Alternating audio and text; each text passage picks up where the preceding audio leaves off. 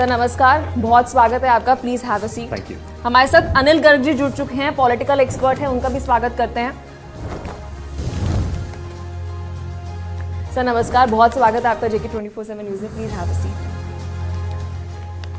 तो चलिए करते हैं 2024 की रणनीति पर विस्तार से चर्चा, क्योंकि बेहद अहम है कि किस पार्टी के पास कितना फंड है और उस चंदे का किस तरीके से यूटिलाइजेशन हो रहा है। विपिन जी, शुरुआत में आपके साथ करूंगी।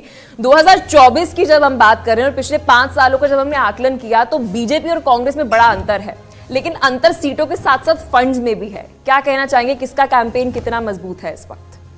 देखिए, निश्चित बात है कि यहाँ पर लोकप्रियता की बात है और यहाँ पर जो राजनीतिक दल जनता के दिलों में अपनी जगह बना लेता है, या हम ये बात बोलें कि कॉर्पोरेटाइजेशन ऑफ इलेक्शंस हो गया है, जैसे डेमोक्रेटाइजेशन ऑफ इलेक्शंस बोलते हैं, प्रजातंत्र लोकतंत्र की बात करते हैं, तो यहाँ पर वही है। कॉर्पोरेटाइजेशन अगर हो गया है कि या कॉर्पोरेट फंडिंग होती है या और जो भी राजनीतिक दलों पर अपना भरोसा जताते हैं, तो वो निश्चित बात है वो तो कई बातों को मद्देनजर रखते हैं। तो ये एक सिर्फ आप कहें कि एक इमोशनल फैक्टर होता है, ये केवल एक ये बात मुमकिन नहीं है। उसमें कई तमाम बातें जो कॉरपोरेट्स देते हैं वो ये देखते हैं कि यहाँ पर अगर हम अपना भरोसा जताते हैं, इन पे इन्वेस्टमेंट करते हैं, तो वहाँ पर वो कितने उनकी नीतियाँ कितनी कारगर साबित होंगी।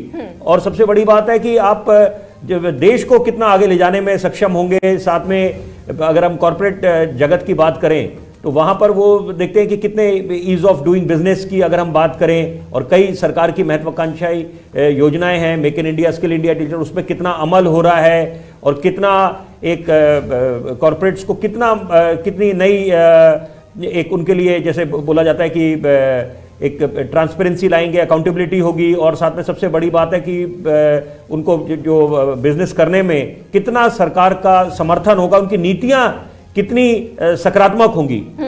क्या कहना चाहेंगे अनिल गर्ग जी, आप सहमत है कि जितना ईज ऑफ बिजनेस होगा उतना ही अच्छा चंदा जो है वो सरकारों को मिलेगा? और जब हम